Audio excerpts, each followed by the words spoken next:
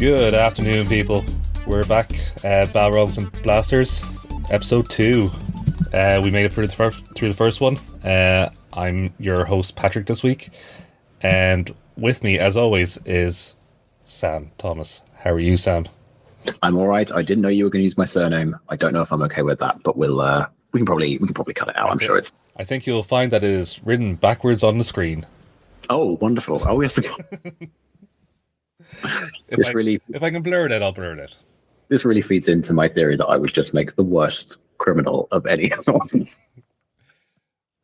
just leaving your calling card wherever you've robbed. Yeah. Well, this is the thing. Like, that's what you always heard about cat burglars, wasn't it? That they always left, like, a bag of gunpowder at the scene of the crime, and they were the gunpowder burglar, and that was, their calling. About the wet bandits.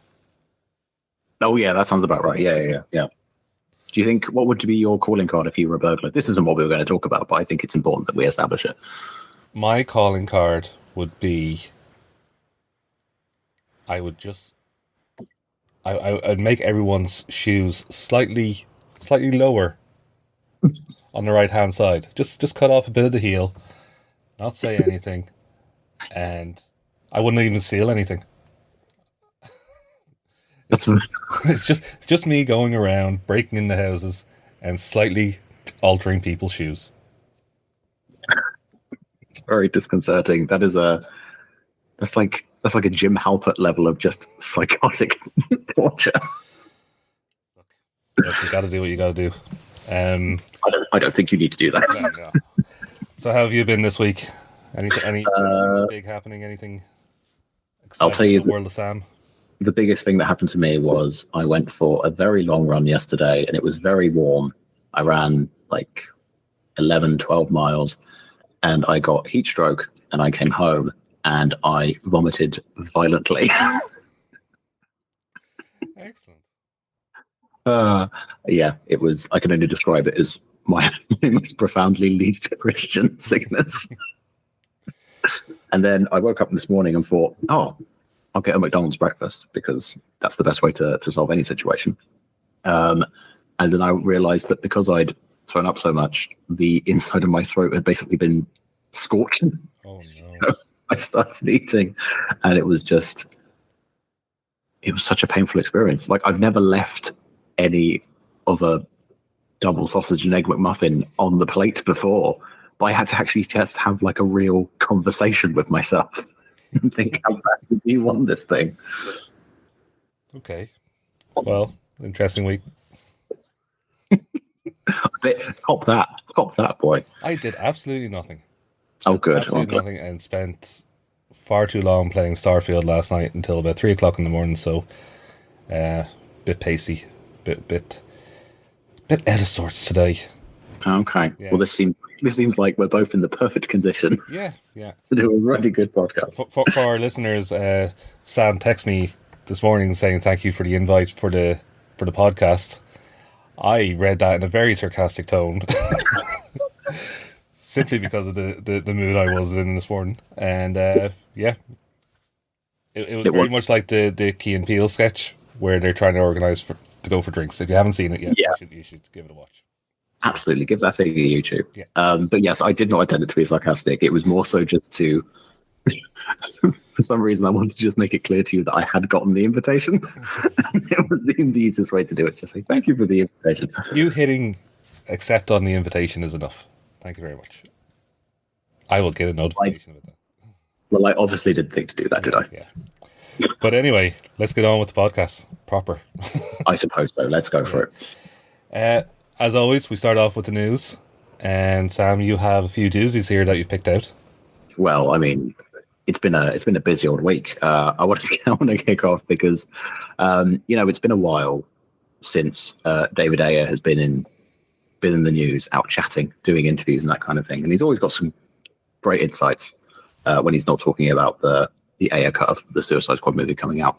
But he basically was doing an interview there, and he said that he had the fix for how he would repair the box office run of the latest slate of DC movies, which when he says that, I'm assuming he means Shazam 2 and The Flash and Blue Beetle and Black Adam. I'm counting them as like that latest. Like this is his quote that he had. He said, "Easy solve." I can't do his voice, Jill. You just have to pretend.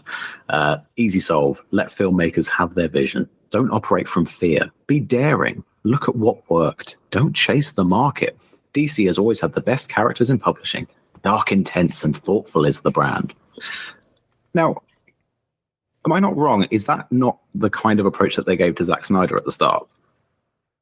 Yes. Was like that was a filmmaker with a vision, and filmmaker with a vision who mostly did music videos up until that point. Sure. Yeah.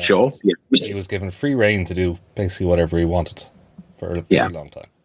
Well, I suppose that was based. We're talking about. I'm sorry, I realised I brought the conversation back to Zack Snyder so quickly after we juiced him to a pulp in the last podcast. But yeah, so I guess you could look at he'd done like 300 and he'd done Watchmen, so they knew what he was going to do.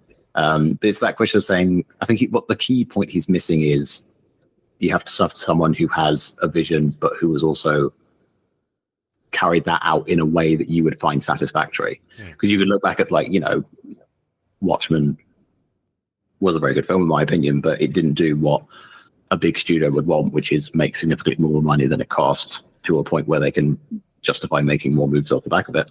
And I think probably the same was the case with 300. Yeah, because I think you need a filmmaker with a vision. You can look at something like Barbie that's just come out, which and you look at something like Barbie where the lesson that they've learned off the back of that is, we'll just do stuff based on toy IP. But the whole thing is that you bring in like a very competent and capable filmmaker who has a very good vision for the thing and let them run with it. Yeah. And I think it's a little bit reductive to say that that's exactly what would have fixed it. And I think really what David Ayer is saying is that that's what went wrong with Suicide Squad, which I think is quite possibly the case. Like it's clearly not what he wanted. But yeah, I don't know what your thoughts are on that. I don't think there was anything that was going to save Suicide Squad once the studio got their hands on it. They did come out with the extended cut. It didn't fix any of the issues. I would like to see what his original vision was, but I doubt it's anything that's that would change the minds of people. It was a flawed film from the beginning, and the studio getting involved with it made it worse. But I don't think I don't think what they had originally was going to be mind blowing. It's not like the reboot of it, the Suicide Squad, with by James Gunn. He had a definite vision. It was much more comedic. It was much more violent and bloody. It was very R-rated, and I don't think we would have got that with the original Suicide Squad, no matter what the director wanted. Yeah, I think that's fair. I think that was clearly like an overcourse correction from what they thought was wrong with like Batman versus Superman and all that kind of stuff. I think the closest you're going to see to an Ayer cut is like that first trailer for Suicide Squad, which was to that song. I started a joke, something like that. It's a sad sounding, and that was all kind of spooky and weird. So I think that's the closest we're ever going to get to it. Yeah. And speaking about the DC extended universe, I did want to talk very briefly about Henry Cavill. Oh, well. And what's happening with him in Highlander. Oh, yes, absolutely.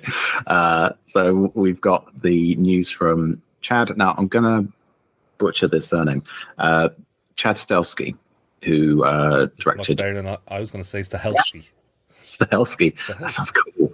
if that's not how it's pronounced, he should definitely change it to that.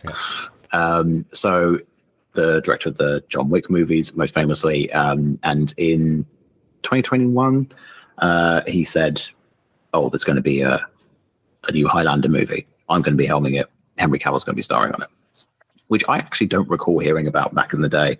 And like 2021, which doesn't seem like a long time ago, in terms of like Henry Cavill career years, it seems like an absolute age ago. Yeah. Because between that, he's been back on Witcher and then off. He's been back in DC and then off again. he says he's doing his Warhammer show. He's been Sherlock Holmes. I think the second time around as well, he was Sherlock Holmes. He's had a creepy AI magazine cover where his dong looks all weird. Yeah. And now we're back. And he's coming out with Argyle either next year or the year after with a severe buzz cut on it. Oh. Yeah. You should look at the photos for that. I literally thought you just meant that he was coming out in like Argyle sweaters. No, it's some kind of spy thriller. Oh, nice. I believe he's called Argyle in it. It's a good name for him. I like the sound of that. Yeah, because I did like him in Man from U.N.C.L.E. Even though that film has its problems, it was an entertaining romp with him as a spy. Yeah. Would you have him as a Bond? Maybe. I put Henry Cavill in everything. Henry Cavill and Alexandra Daddario. Those are my two top picks for every single character in anything going forward. Wow. Imagine the Mrs. Doubtfire reboot we could make with those two. Not sad I wanted to hit. But on the subject of Highlander, so what Chad Stahelski said was, I'm just going to call him Chad because we're that close. And it's easier to not keep mispronouncing his surname. He said, our story engages a lot of the same characters and stuff like that, but we've also brought in elements of all the TV shows, and we're trying to do a bit of a prequel, a setup to The Gathering, so we have room to grow the property. That really harkened me back to just how insanely massive the franchise of Highlander is. Like, I completely forgot that there were like the TV shows and just how many movies there were. And it's interesting that he seems interested in keeping things very faithful and exploratory, but in that kind of committing to that kind of core canon.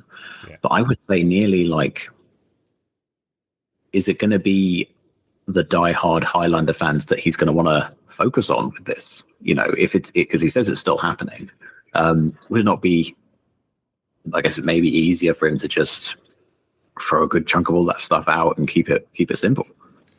I would like for him to keep to the lore. Oh dear. I don't want a big departure. I love the first Highlander movie. I loved the TV series. I love the animated series as well. I don't think I definitely know I haven't watched the live action TV series. I wasn't even familiar with the animated show. Oh.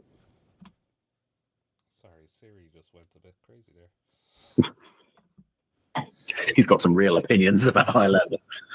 But I think like it would be a good excuse for me to kind of go back and look at all that stuff if they said, right, if you're going to watch this Henry Cavill Highlander movie, you're going to want to watch all the movies and at least some of the TV shows. Yeah, but Chad is also talking about the fact that it's the start of a new franchise, really. You know? Yeah. When you think about the first Highlander movie, which I do a lot. Everything was wrapped up, you know. They killed all the other Highlanders. Sorry, all the other immortals were killed. He became the only one. Yeah.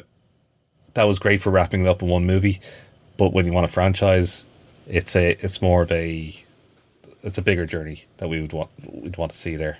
And then there's going to be all the flashbacks to previous times, and there's a lot of room for doing what I think Chad wants to do with this, which is a Highlander extended universe. Yeah. Hopefully not going back to some planet, some desert planet that the Highlanders are supposed to come from, like in the second movie. Have you seen the second movie? I have, yes. And I remember that part when they're all in the ship and Sean Connery's there, and yeah. I would nearly want that. I would nearly want to see what they could do with that if they went in that direction.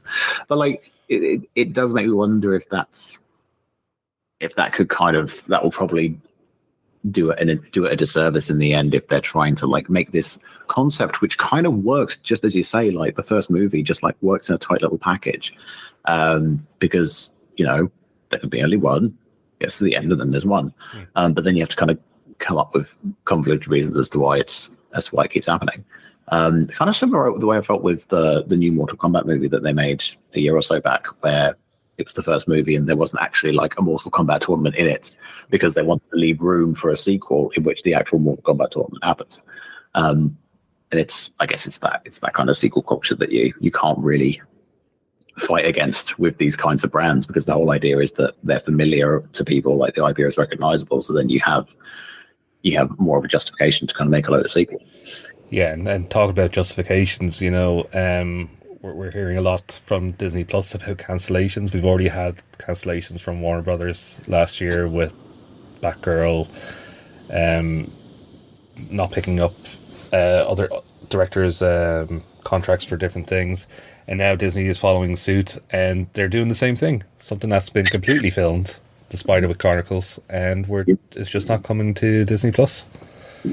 No, and I'll tell you what, it was Spiderwick Chronicles, and it was also Nautilus. Nautilus was one that I was kind of keen to see. Like, it was this idea of a prequel for Captain Nemo, and I was always a big fan of League of Extraordinary Gentlemen, like the comics and the Sean Connery film. I will say I do enjoy it. It was a banger. It was banger. It was an absolute banger.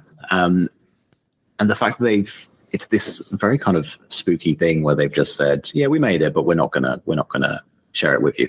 And the kind of, I suppose, the mystery kind of gets sucked out of it when you realize that they're trying to cut $3 billion in content, which is just mean that stuff's just going to disappear. Yeah, and it kind of makes the people kind of nervous, because I think we made that move for streaming and we didn't really think about what it was going to mean if we just couldn't get our like mitts on this stuff physically.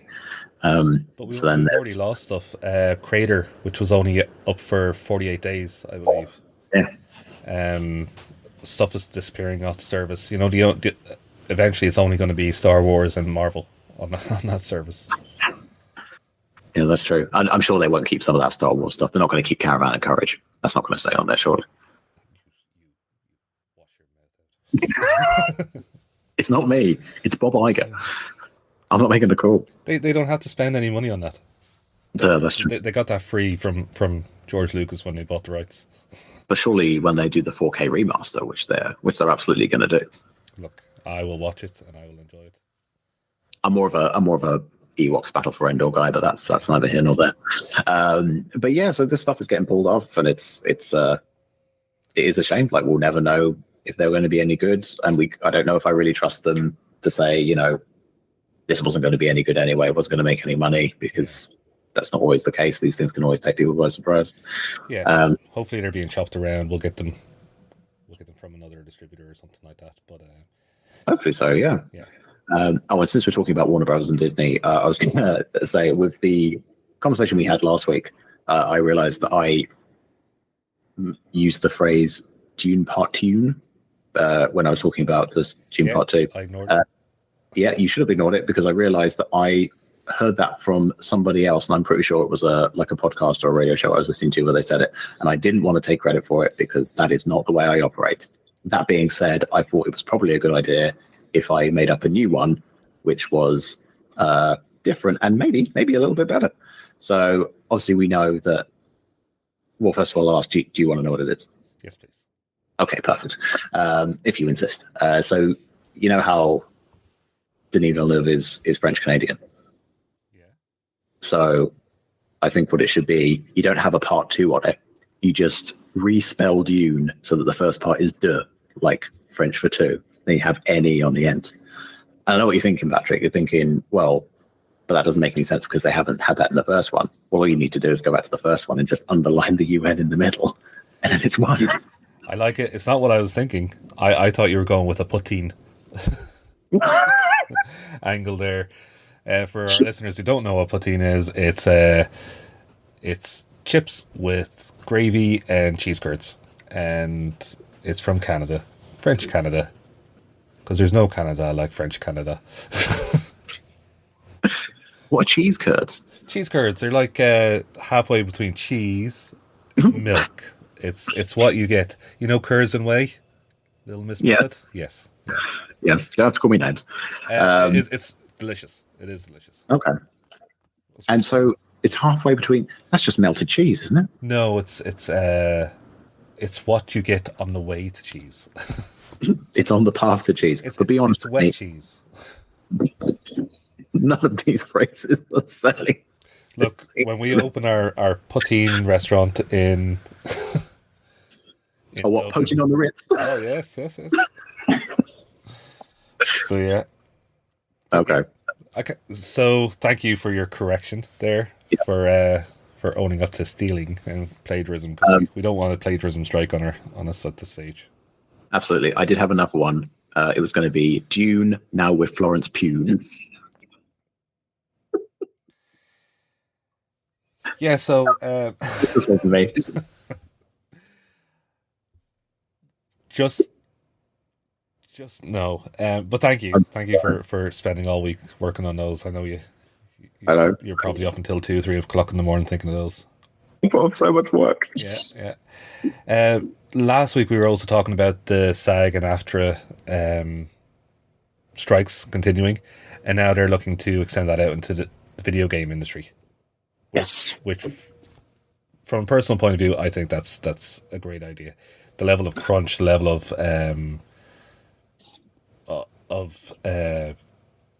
pressure that these studios are under is immense. It's staggering what they've delivered so far, and yeah, unionizing, but also getting the voice actors the recognition that they deserve. Yeah, absolutely. And like, can you just clear this up for me? So this would be voice actors. Would it also be like mocap performers, like Captain Monaghan in the Jedi film games? That's my understanding. Yeah. Okay. Well, that makes sense. To be honest, I think it. I guess the idea being that it puts them in a stronger position to win wage increases and the like. I think it is. You're right. Like it's one of the benefits of this will be that it casts a lot of light on the fact that this isn't just one industry. It is part of a whole kind of ecosystem where it all kind of wraps into one horrendous little storm cloud of people not getting the recognition or the pay that they deserve. And I think if they can get maybe one of the other pieces of the puzzle is going to end up being like VFX studios. Like if they can wrap that in, because I guess with a lot of the stuff there's stuff that's either already out, stuff that hasn't been made yet because of the strikes, and there's stuff that's already had like actors involved, but now it's in post-production. But if you get VFX studios involved, then suddenly the jig's kind of up, and people can't do any of the things they want to do for stuff that's already been made. But no, absolutely, you're right. Like the crunch there, especially on video game stuff, is just just ridiculous, and that's a good way in to kind of shine a lot of light on that. I was just wondering, for a bit of excitement and conflict in the podcast, should I pretend that I am anti-strike? And no, I don't think we need to do this. Okay. Yeah. That's fine. Yeah. Note to self: do we cut that little bit out, or do we leave it in? my vote is we're going to leave it in. Lovely. But yeah. We'll move off that stuff. That's stuff's a little bit heavy. We can We can go into, but we can. What? Go ahead. We can go into some of the lighter news points this week. We talked last week about the PlayStation Portal or Portable. Yes. No, Portal, not portable, not the PSP. What was the PlayStation Poutine? Is that not what it's called? No. That's just a PlayStation covered in gravy. The PlayStation Portal, as I said last week, is coming out, and the official release date is November the 15th, which great isn't that far away. I also pre-ordered my skin for my Xbox Series X, the Starfield skin, which is coming out in October, and mine is being shipped out the 20th of December for some reason. So if you're in Ireland and you're gonna pre-order that skin from Xbox, expect a delay. At this stage, I would expect it after Christmas. Is it because that's just the most popular one and there's only 3, so it's not really a race that I think anyone's paying close attention to. And then following on from that, there was the announcement 2 days ago that the Borderlands collection, Pandora's Box Edition, has been released. And it's already up there. It's already up in the store. You can go and you can get all the Borderlands games. Yep. All the DLC. in one package. I'm a big fan of Borderlands games. I don't know if you've played them, but I do love a good looter shooter. I love the Borderlands games. They were a big one. They were one of the franchises where I always keep on top of the new ones that are coming out, because it is just a real, just epic mentalness of a game that I just always enjoy playing, regardless of whether it's the, as you say, like the original games or the DLC. It's always a good time, and there's always a lot of fun going on. Did you play Tiny Tina's Wonderland? I didn't play Tiny Tina's Wonderland, no, but that was only because it wasn't a shooty one, and it was more of a thinky one, which I don't tend to go in for. It's not a thinky one. It's a shooty one. Are you sure? Have I just completely miscalculated? I think you're thinking of the Telltale games, which are the the graphic novel view way of playing the game. You know, you make choices, and those choices have consequences. No, Tiny Tina's Wonderland is basically you're playing a D&D style game, but then you turn into the characters, and then it's just a normal Borderlands game and it's set in the fantasy realm. So I definitely recommend it. Well, you can always pick it up as part of this Pandora's collection. Is that part of it? Is that part of the? I believe so. If it's not, I'll put a correction in next week's podcast. But I believe everything is in it. I've got the list up here now, so I can tell you. So we've got in the pack Borderlands 2, Borderlands the pre-sequel, which is basically Borderlands 3, Tales from the Borderlands, Borderlands 3, and New Tales from the Borderlands. No, okay. Then you'll have to buy Tiny Tina's Wonderland yourself. Okay. It's well worth it. It is well worth it. All right. And speaking of being worth it, I do think I will be pouncing on this if they're updating them for PS5 and Xbox. Then I'm definitely going to be on top of this. Yeah. And then another piece of news that came out during the week. Well, not really a piece of news, but Nintendo had a direct about Super Mario Wonder, the next game in the Super Mario Brothers franchise, where you get to turn into an elephant. Not put an elephant suit on, but turn into an elephant. Yeah, I saw, because the one of the little bits of copy about it was you now have these wonder flowers, and then they can make wonderfully weird stuff happen. And then that was just above a picture of Mario as an elephant. Yeah. So I used my deductive reasoning to think, oh, well, it does that then, I guess. It turns him into an elephant. This is coming out around about the same time as Assassin's Creed Mirage and Spider-Man 2. So now I have two games that I was really excited to play, and now I have the hard choice, the Sophie's choice of. I don't think that's right. Of I'm now more excited for this Nintendo property, and those other two games are already falling out of my radar. You know, really? Yeah. Even Spider-Man 2. Yeah, I'm just looking for something a little easier, a little lighthearted to play, and not easier as in the game is easier, but I don't have to think about it as much. Well, it's funny you say Spider-Man 1 that broke my heart. No spoilers in this episode, but for those of you who played it, you know the beats that.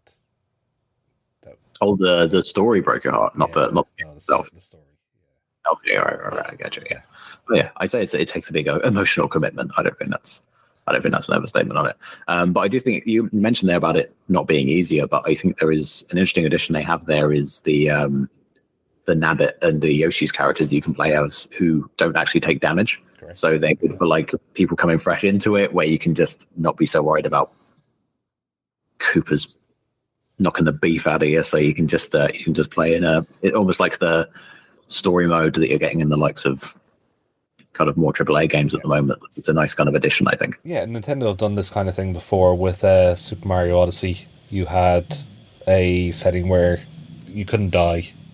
You also had assisted mode where your parent or your significant other could take the second remote and sort of help you with the more trickier platforming sections. Yeah. So they've already started doing that kind of stuff. It's good to see, and long may it continue, because anything that will get kids into playing games without that level of frustration that I think we all felt back in the NES and Super Nintendo days, Yeah, is a good thing. Especially when absolutely. both of us are dads, we want to get our daughters playing games in the future, and this kind of assisted mode really helps. I think so. Yeah, it doesn't require to have that level of just like spending 6 hours every day, basically just developing a muscle memory to figure out how to get from one end of the level to the other without dying. I think I think you're developing a more kind of emotionally well-rounded child. Yeah, Especially more than we are. I am a cube rather than well-rounded. And then lastly in the gaming news cycle, the VP of Writing leaves Rockstar. This is I know. Your new Yeah. items, yeah. After such a successful kind of unblemished career there for so long, like working on, as I understand it, this is Mike Unsworth, the fellow who's left. He was working on. He did Red Dead Redemption 2, Grand Theft Auto 4 and 5, Max Payne 3, and LA Noire. Like he was there for all of their greatest hits over the last kind of 10, 15 years. But yeah, he's heading off to I don't know what the greener pastures would be, but if any other video game company snatched him up, I'd say they're going to have a great deal of success if they can crack that secret sauce that he's got. Yeah, although when you think about the last few games with no story DLC happening, it's a shame that someone's talent like his was being wasted. You know, although Red Dead Redemption 2 had a fantastic storyline, I'm hoping GTA 6 will have a fantastic storyline. I'm sure he's had a lot of input onto that, so it'll be interesting to see. Oh yeah, absolutely. Yeah. I don't really know much. I didn't play Red Dead Redemption 2, but the only comments I've ever heard about Red Dead Redemption 2 weren't about the story. Everyone just said, you can see the horse's balls when you they shrivel up in the cold. Yes, that's the exact thing. That's the exact thing I hear. That hasn't pulled me into it, but I've played it several times. Okay, well, you played it enough for the both of us then. Yeah. So good luck, Mike Unsworth, in your new endeavors. Yeah, and do you have any more news in the gaming sphere? Because I've run out of stuff on my list here. I've definitely run out of stuff, and we're going to talk about a couple of video game related movies, but we will come to those in a second. So quickly, because there hasn't been that many trailers out this week, but we do want to have a quick chat about some of them. And I believe, Sam, one that you're excited for, I'm not, but you are. You like your cars, you like your things going fast, is Ferrari. Okay, I will preface that by saying that I do not care about cars. But thank you for trying to make me seem much cooler than I actually am. You're a manly man, aren't you? Oh yeah, me, yeah. So tell me. I was literally trying to think of a funny thing I could say that what a manly man would say, but I could not think of a single one. Which really just proves my point. Yeah. So Ferrari is coming out. So I'm more so excited about this because it's Michael Mann and directing it, and then Adam Driver's in it being Italian, which I'm always a fan of saying. And the trailer was pretty good. Like they did this whole thing where it didn't really have any sound. Like people were doing loads of things, but it didn't have any sound. It was like this build up of like the engines revving up and all this kind of stuff. And it's him being like, "Oh, you want to drive my cars? You better win in my cars, Sonny boy," something like that. I would. He says it better than I do. Yeah. So yeah, to be honest, like the whole thing about it being Ferrari, I'm sure I'll be interested in when I watch it, when I find out what it's all about. But like I think the fact that it's Michael Mann and Adam Driver is the more interesting part for me. So I'm excited to see what they do with that one. See, unfortunately, Adam Driver is one of my turn-offs in movies. I don't really mind him too much, but if I can avoid watching him, I will. Yep. So well, I think it's fair. Like you have kind of a deep-seated rivalry with him, but that's for personal reasons that we won't go into. Yes. Yeah. In a very similar vein, I think, Fast Cars, Hot Women, Expendables 4. Are we excited for this? Because this is another franchise that just seems to have. It didn't start great, and quality wise, and it just has continued to deliver that low quality bar. Well, yeah, I think it's a film that kind of started as a novelty, and that it was, all these old school action stars coming back to do this thing, but it's kind of started taking itself maybe a smidge more seriously than it did. I don't know if that's working out for it. Like this trailer for this one is basically saying, like, you wanted an R-rated blood and guts Expendables movie, and we've heard you, and we're going to give it to you. And it's all explosions, and Red Hot Chili Peppers is playing, and you're like, oh man, this is the coolest thing. And Megan Fox is there, and she's doing her thing where she wears a bra, and Jason Statham, interestingly, gets top billing in the trailer. So it's Jason Statham, then Sylvester Stallone, which I think is. I'm trying to remember if in Expendables 3 was it the same. Because I feel like after the first one, it was very much geared towards Jason Statham as being the primary guy. Yeah. But yeah. I'm going to bring up a poster here and see if I can see who's got top billing. No, it's Stallone in the third one. Okay. I stand corrected. But still, it's definitely not something we're going to go to the cinema to see. It's a guilty pleasure streaming at home scenario. Yeah, I know what you mean. Like, there sometimes you get surprises like this. So, like, I remember when Rambo: Last Blood came out, and I thought it was going to be terrible, and it was kind of not bad at all. Like, it was pretty good. So maybe there's some little surprises, but probably not. Something that won't disappoint us, I think, is the new series of Star Trek Lower Decks, which we got a new trailer for. Yeah, Voyager's in it. Quark's in it, or someone who looks like Quark is in it. Well, Quark was in the last season as well, so I always love when he comes back. Yeah. He's good. No, definitely my top tier of Star Trek at the moment. I've just finished a watch through of the previous seasons in preparation for this. Really looking forward to it. The episode of Star Trek Strange New Worlds, I nearly did it again. Brave New Worlds. Strange New Worlds, where they came back in time from the Lower Decks universe and visited the Enterprise. Was fantastic. It was a lot of fun, a lot of fun, a lot of hijinks. As I said before, I really enjoy my Star Trek, and I just really like this series, Lower Decks. And it was really something that came out of nowhere for me. I had no idea that this was coming, and then it quickly became my favorite Star Trek thing. Yeah.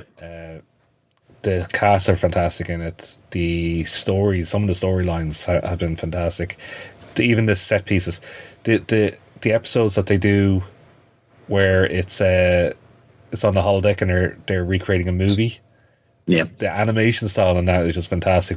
Where they're making fun of the J.J. Abrams lens flare. They're making fun of the fact that they fly around the Enterprise or whatever spaceship they're on about 20 times before they actually dock, so you can get a good view of what the prop department has put together. No, I really like it, so I'm really looking forward to that. And then another thing I'm really looking forward to, and I don't know if you played the games, was Five Nights at Freddy's. I did not play the games. I remember them coming out. I remember thinking about getting them, but then I was like, no, I think I played Pokemon Gold again. And I did. And it was great. But no, I missed these ones coming out the first time around. And I feel like there's been talk of it being made into a movie for just the longest time. Yeah, and it's finally like first. With Willy's Wonderland. Yeah. And I think when this comes out around Halloween, of course, spooky time, we should definitely potentially like watch Five Nights at Freddy's and watch Willy's Wonderland and see like which one comes out on with their animatronic scary creatures. I think that would be a good comparison. Definitely looking forward to that. Everyone I know who's played the Five Nights at Freddy's games love them. I've enjoyed a lot of them. Not so much the VR stuff. Spooky VR. No, thank you. But Yes, I'm looking forward to finding out this phrase. For those of you who don't know, it's set in a children's, like a Chuck E. Cheese style fun zone. Or for those here in Ireland, Leisureplex, that kind of thing, where they have these animatronic characters, and they've been possessed by the ghosts of children. I was going to ask you, actually, is that's the plot of the game, right? The fact that they've been possessed. Yes, as far as I know. It's been about 10 years since I played the first ones, and then after that, I haven't really cared too much about the plot. It's just about the scares, you know. Fair enough. It's one of those ones I play around Halloween, but that's the basic idea. Yeah. Okay. Yeah.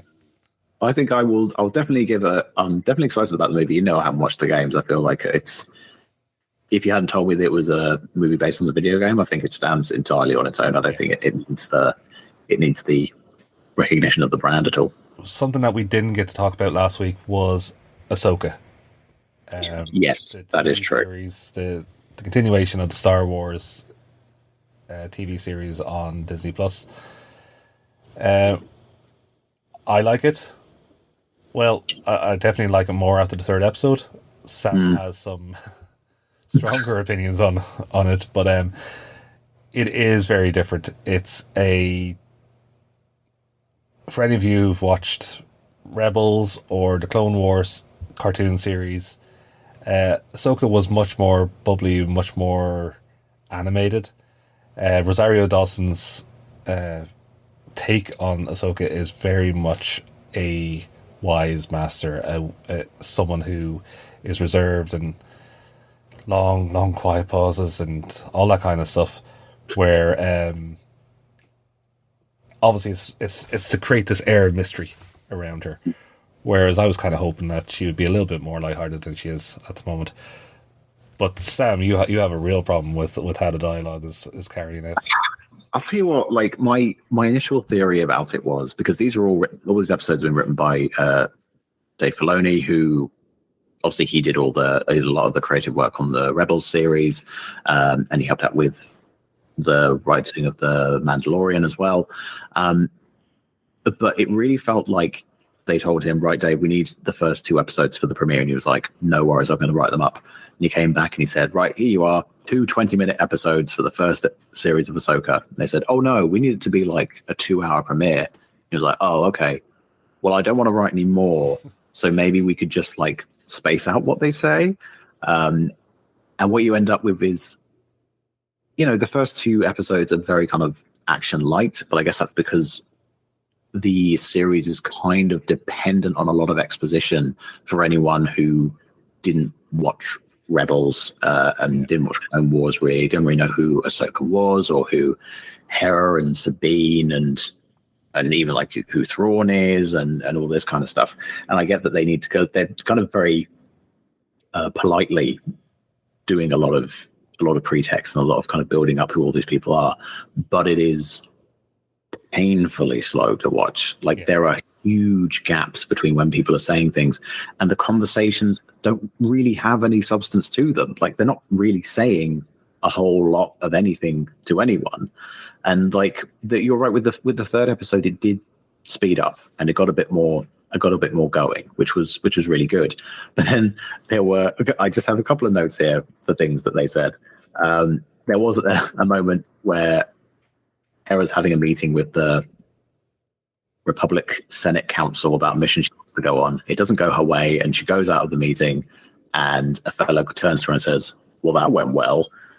And it completely took me out of this episode, because there's the, well, that went well guy who's somehow crossed over into the Star Wars universe after all these years. Yeah. And it was just I feel like you could have taken 2 minutes and figured out a better, more Star Wars appropriate thing for him to say. And I think in Rebels that does maybe work, because people are just a bit cheekier and a bit more lighthearted, and it's more kind of kids focused, so you can do that kind of stuff. Yeah. But it doesn't really fit in with, as you say, the more atmospheric motif they're going for with this show, and especially with Rosario Dawson's portrayal of Ahsoka, which I think you're right. I think she's going for more of a stoic, almost mysterious, original kind of Luke Skywalker kind of vibe. But I feel like she's just very uncomfortable in her prosthetics. Yeah, she just doesn't really want to move much or say much, which I think is making it tricky. And also, there's just people have weird reactions to things. So Hera tells Sabine and Ahsoka that they wanted to go on this mission, but she says the Republic Senate Committee didn't approve the mission, and Sabine says the Republic Senate Committee. What are you talking about? Yeah. Well, I think she's talking about a committee of From the Republic. Yeah. But there are some interesting choices there. I don't know. What I'm hoping is, it's maybe going to be like it is with Rebels, where there's sometimes a bit of filler, but then you get some really decent stuff. And I think not to spoil too much about the series for anyone who hasn't watched it, but like the lightsaber fight that Ahsoka has in the third episode, I think is really good. Yeah. I think the stuff that she's doing there is kind of stuff they haven't done before, which I think is where the real value of this show is going to be. And I am wondering about because I think interestingly, my favorite character is Marok, who's one of the bad dudes in this show, who basically looks like one of the starting classes in Dark Souls. He's got a real kind of fluted armor on him, which I'm a big fan of. And sorry, go on. I do have to give a shout out though to Ray Stevenson and Ivana Sacco, who are playing the Dark Jedi, not the Sith, from what we've heard, but the Dark Jedi's Balin and Shin. They have very little to say, but when they are in a scene, they are stealing the show. Especially Ivana Sakno in as Shin. That there's a dogfight in some flyers, and her intensity during the entire scene, where she says very, very little, I thought was quite excellent. I just wish Ahsoka had that same level of intensity, or went back to being a little bit goofier, a little bit more fun. Pick a lane and commit to it and really, really go for it, because Shin Hati is very, very, very good, and I would actually watch a spin-off of just those two and their history. I think you're right, and I think I would not mind at all if maybe there's, whether it's episode 5 or 6 or what, where they have a bit more about those two characters and like give them more to do. And you're right about that kind of characterization of Ahsoka, because the way I understood it was that she has gone for this grey Jedi path, which is neither Jedi nor Sith. It's really just more of a more self-identity of the way of being a Jedi. But she seems to be very much just like a Jedi in this. Like, she seems to have lost a lot of that luster. And I don't think that on the timeline of it, which I kind of have a vague grasp of, like, I don't know if she's kind of old enough to have reached that level of being just tired. So it's I'm hoping that with, now that she's has her Padawan, which I won't go into, maybe that will be a bit more, I'll give her a bit more of a fire in her stomach, maybe. But I'm hoping that we do see more Ray Stevenson and their lovely orange lightsabers. They are a lovely deep blood orange, I would say. Same lightsaber color I have in Jedi Survivor. So. Oh, very nice. And there was an interview with Dave Filoni asking him about the orange lightsabers, and he was saying that he was basing it on the sabers that they had in like the original trilogy that he had watched, where because of the lighting of it not reacting very well with the scene, the lightsaber would see, like Darth Vader's lightsaber would seem orange instead of red. And he put it in to maybe show that maybe these guys aren't just straight-laced Sith. They got something else going on, and maybe they're just troubled Jedi more so than anything, which I think is always it's kind of a tried and tested approach to the kind of Dark Force users, but I think it's done well. It always works out nicely. Definitely. Great. So we're going to take a quick break. We're going to be coming back, and we have a very exciting topic after the break. We're going to be talking about video game to movie adaptations, but very particular ones. Ones that must have their fans. But They must do. They must do, because otherwise, why would they be made? But we'll have a quick chat about that after the break, and we'll see you then. Thank you.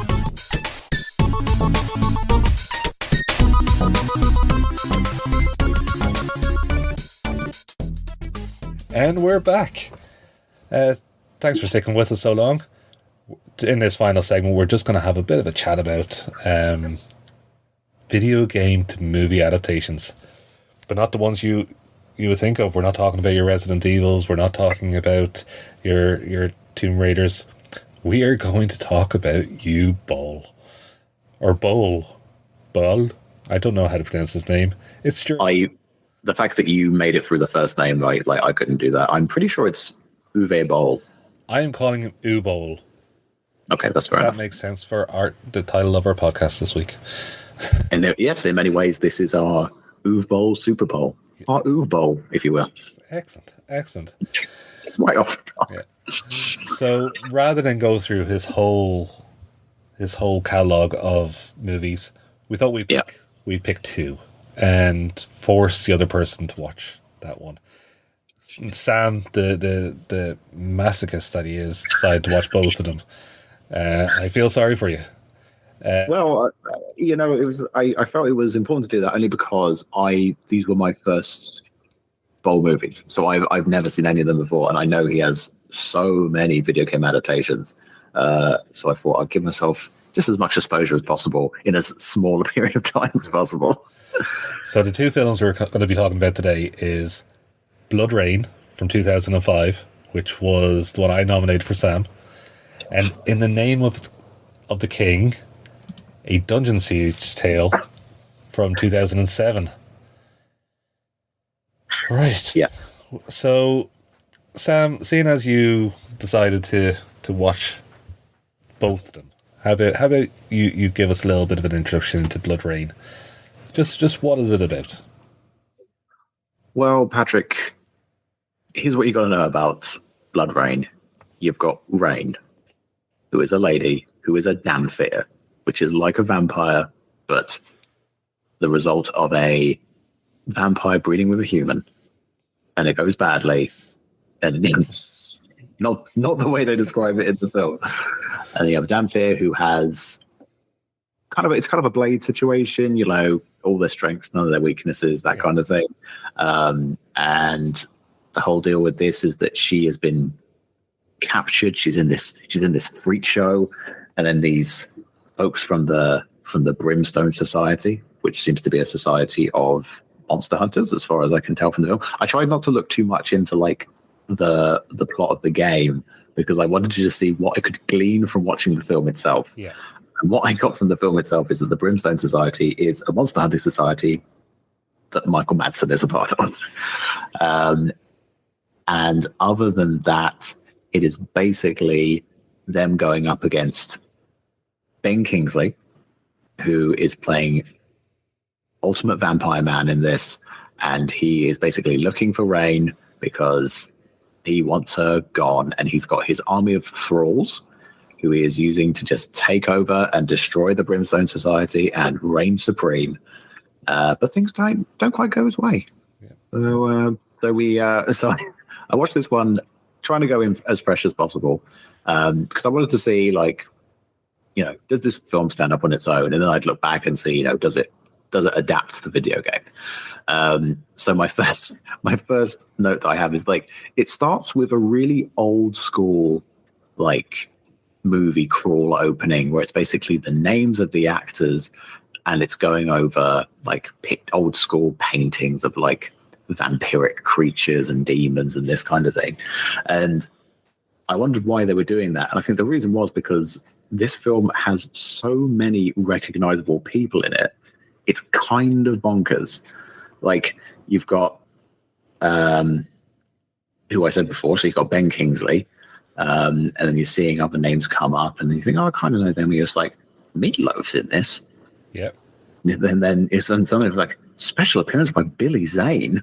What does that even mean? A special appearance by Billy Zane? Every and you appearance is special from Billy Zane. Well, this is the thing. Like, you know, any appearance is a special one with Billy Zane.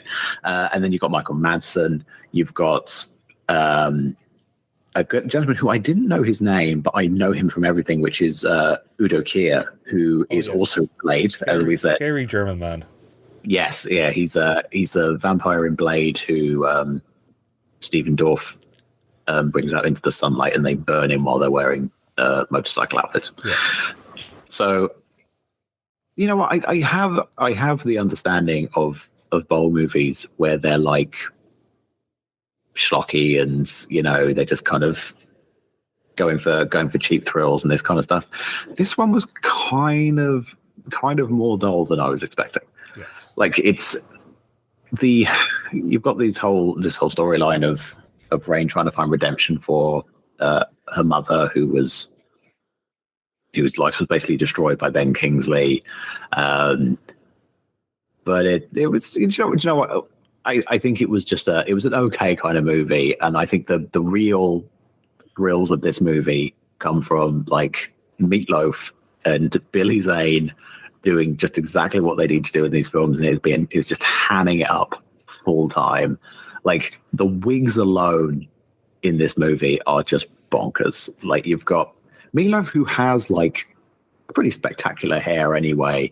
He's just got this big like blonde bouffant wig, and he's just in there in a bed, and he's just surrounded by naked women. He's dropping like blood on their norks. It's real weird. I don't like that word. I don't like it's a YouTube appropriate term that I'm going with. And there's this whole scene where Rain is in, like, she's taken into like a traveling freak show, and they bring her out, and she's a fairly normal looking person, but they say, like, look at her, look at this monster. She puts her hand in water, and it boils and burns. And I feel like if I was in the audience, well, maybe it's boiling water. Maybe that's why that's happening. And they could drink like animal blood and stuff. But she finds out what she is. She finds out she's a Damphir, and she only wants to kill vampires. That's her whole deal, which I imagine is the way she is in the game. Yeah. And I did just want to make note of the other freaks in this freak show, which is bearded woman, classic. The twin women pretending to be conjoined by wearing one long shirt that covers the two of them. And a small boy wearing a uniform. I don't know what is particularly freakish about him. I think the idea is that he is like a grown man who looks like a child, but I'm pretty sure it's just a child.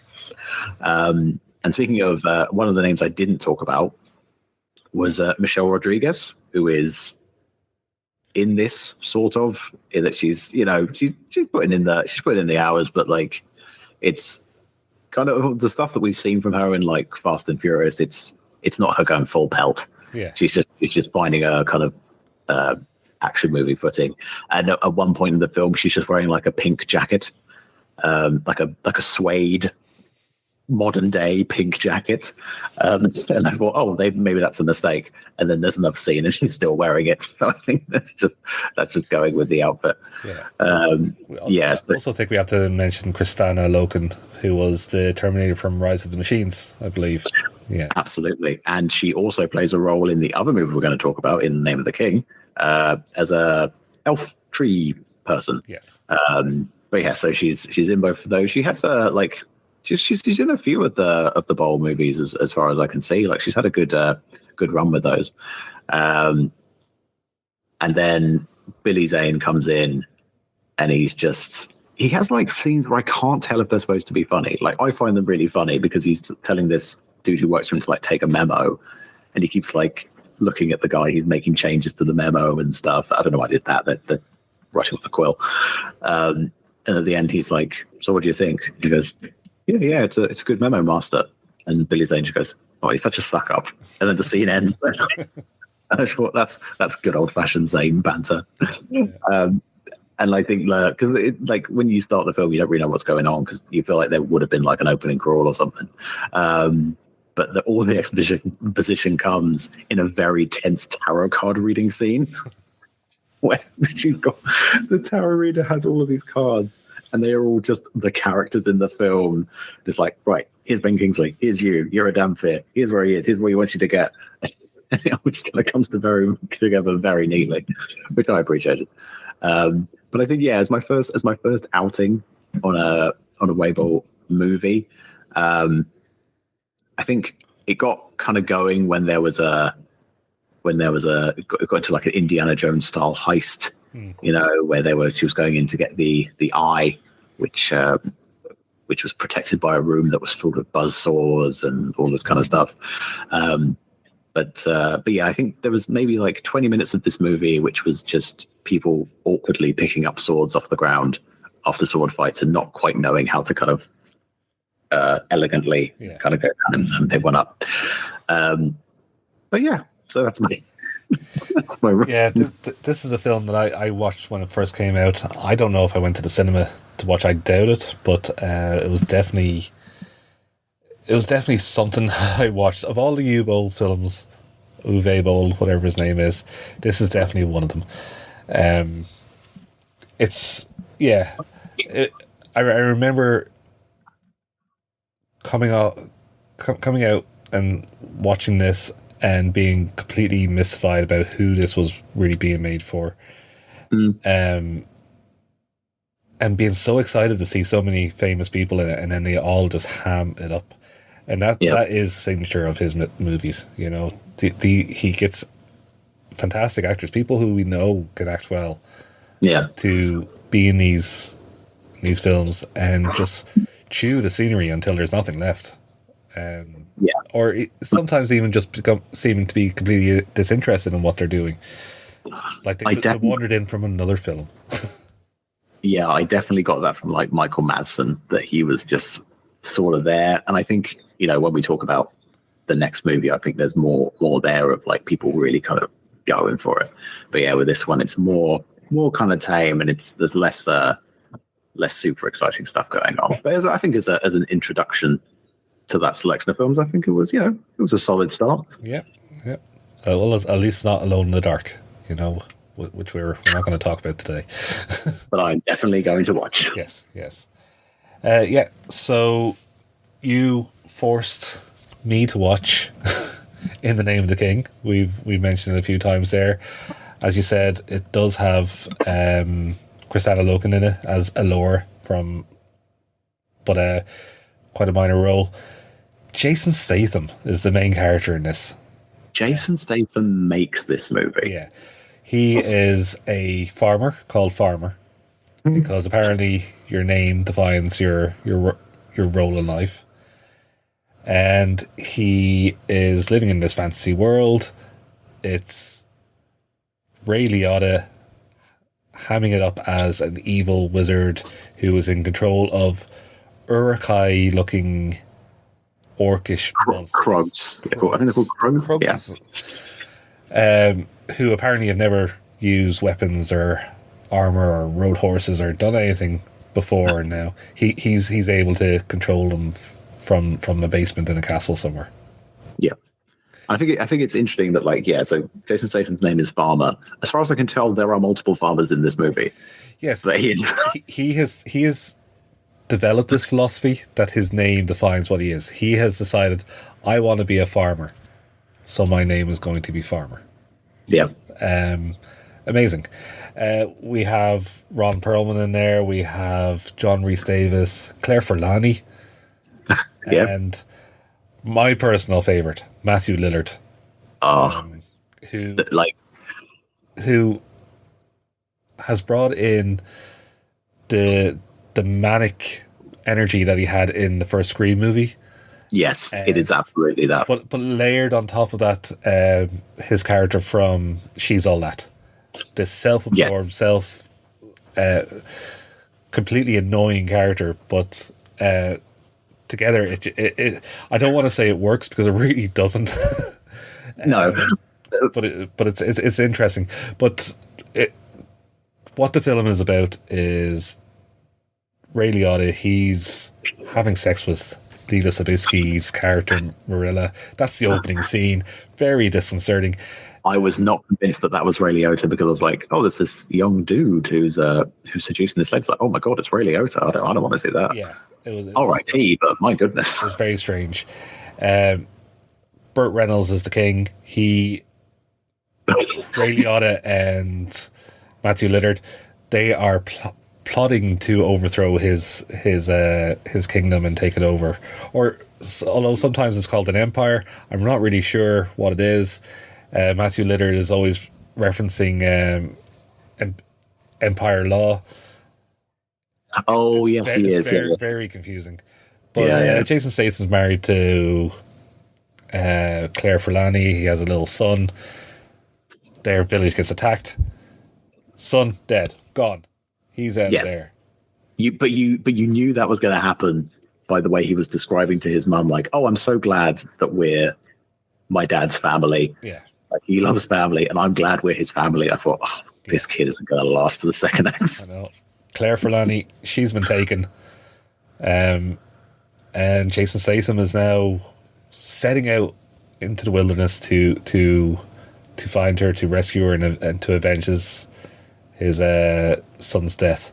And with him, he has Ron Perlman and another guy who I can never remember the name of. Will Sanderson, who plays that third guy, who is also in Blood Rain.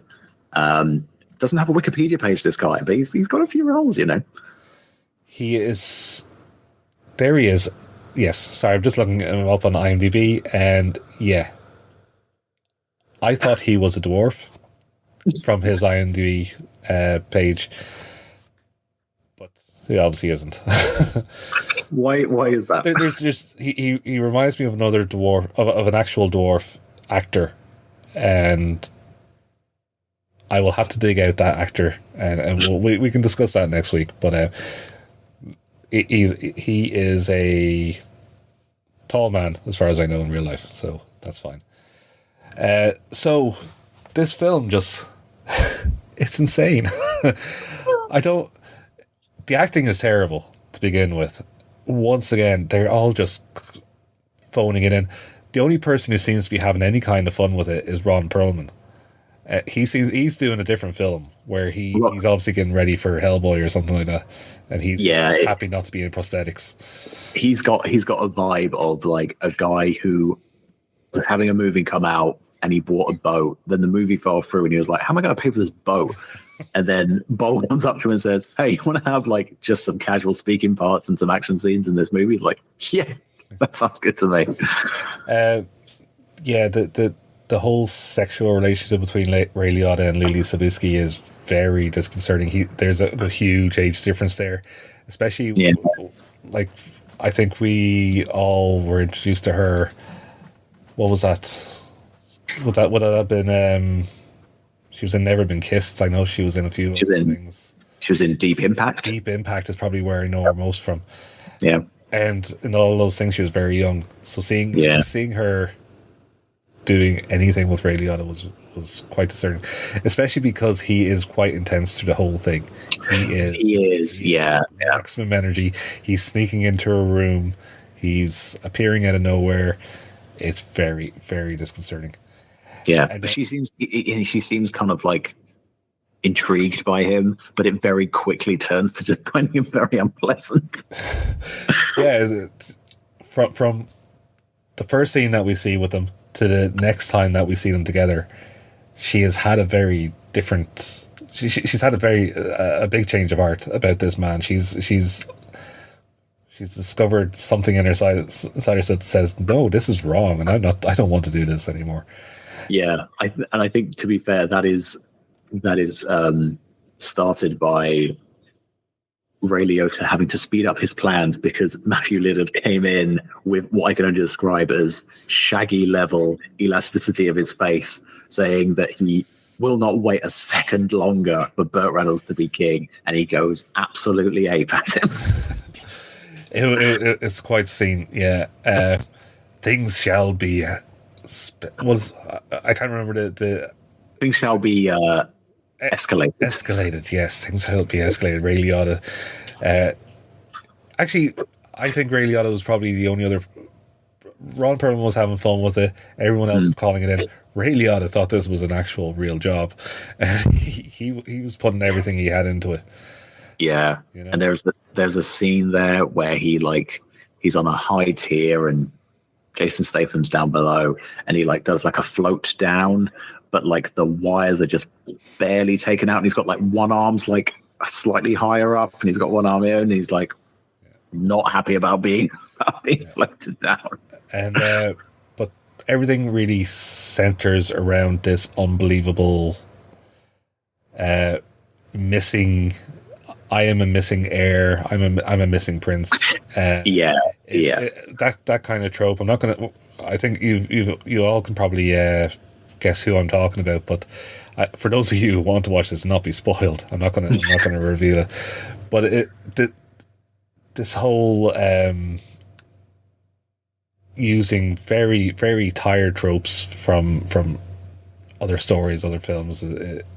It's just another nail in the coffin for why this is not a good movie. Although I will say it has multiple sequels. It has a huge fan base of people who not just think it's a bad movie that's so bad it's good, but actually quite enjoy it. And I would like to find one of those people. I'd sit down with them and I'd like to go, what's wrong with you? What happened to you when you were young? Well, I'll tell you what. I will say this: like, I watched the movies basically back to back. So I started off with Blood Rain, then I watched In the Name of the King, and I will say that In the Name of the King is hugely a huge improvement. Oh yes, to Blood Rain, and I think it's just higher energy, and you do get to that point in the Name of the King. We've got like that Helm's Deep style battle going on, and it actually doesn't look too bad, and you're not really being taken out of it too much by weird compositing or like terrible acting.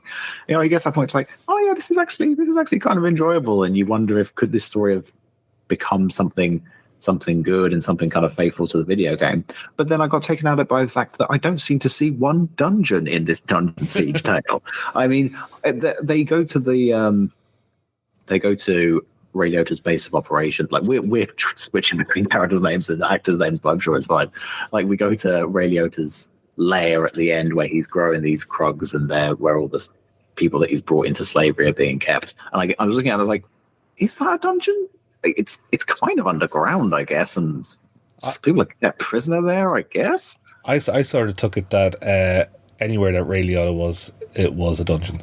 That was a dungeon, and that was the dungeon that had to be sieged. It's a mind dungeon, really, of anything. And like, I think Jason Statham's biggest contribution to this movie is like his. It's not until you watch go back to movies like Transporter when you realize how fast he is. Like his sword fighting, especially when you compare it to like Blood Rain, which is very slow, and you basically got two sound effects. One is sword on sword, which is kind of like a clang, and one is sword on bow staff, which sounds like someone stacking a pot on top of another pot, like kind of clunk. And it's all kind of very slow and not great. But then this, like, it's all Statham, like speeding the whole thing up. He's doing big duck and weaves and flips and all this kind of stuff.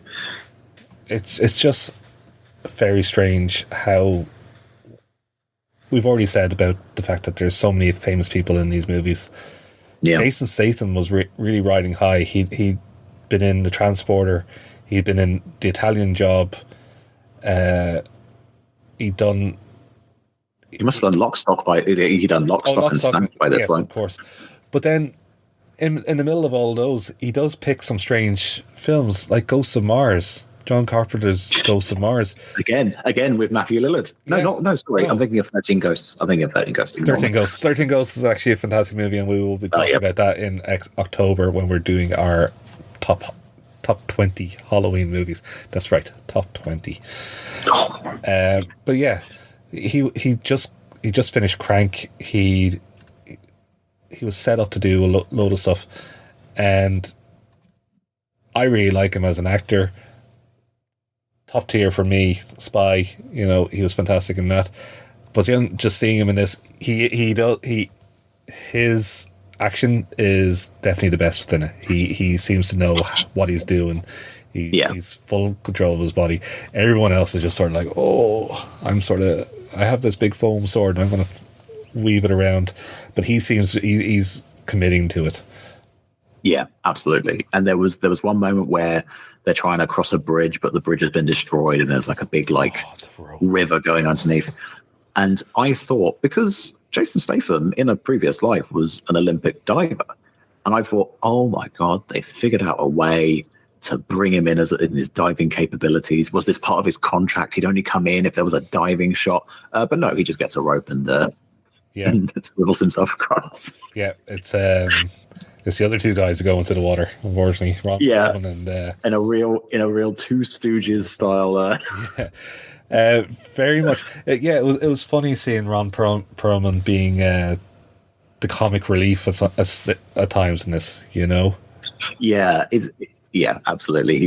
It's an interesting shade for him to take, but he does it. He does it very well, I think. Yeah, he does. Yeah, without being super imposing in it as well.